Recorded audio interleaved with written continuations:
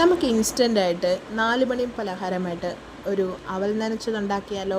അതിന് വേണ്ടവ തേങ്ങ, ശർക്കര, അവൽ. ഒരു പാൻ വെക്കുക, അതിൽ ശർക്കര പാവ് കാച്ചി ഒഴിക്കുക, അതിൽ തേങ്ങ ഇടുക, പിന്നെ അവലിടുക, നന്നായിട്ട് മിക്സ് ചെയ്യുക.